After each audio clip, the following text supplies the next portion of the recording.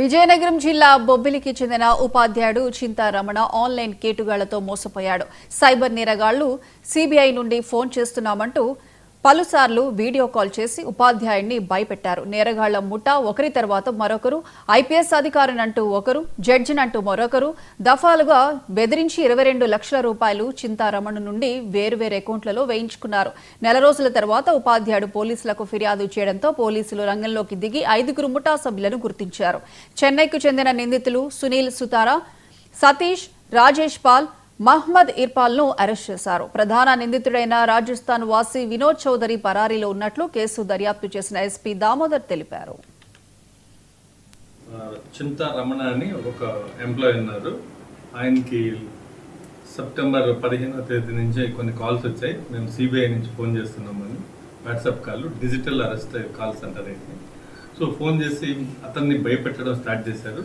ఎలా అంటే మానవ అక్రమ రవాణా, హ్యూమన్ ట్రాఫికింగ్ చేసి తీసుకెళ్ళి అమ్మేస్తున్నారు, మీ ఆధార్ కార్డు ఇలా మిస్యూజ్ చేశారు, ఇలాంటి భయపెట్టడం స్టార్ట్ చేశారు. ఆయన ఏంటిది నా మీద ఇలా జరుగుతుంది భయపడ్డారు టీచర్ గారు. ఆ భయాన్ని వీళ్ళు ఆసరాగా చేసుకొని దఫాలుగా వీళ్ళు 22,20,000 రూపాయలని వివిధ బ్యాంకుల్లో వీళ్ళు ఈ సైబర్ క్రైమ్ ముఠా బ్యాంకుల్లో వేసుకున్నారు.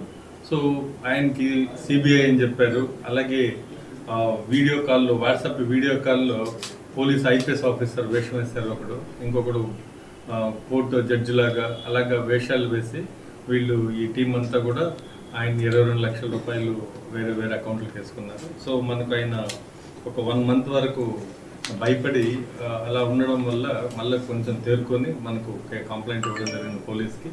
కేసు రిజిస్టర్ చేసి ఈ అకౌంట్లో ఎక్కడికెక్కడికి వెళ్ళే డబ్బులు, ఏ అకౌంట్లో వేశారు, ఇవన్నీ కూడా ట్రాక్ చేసాం.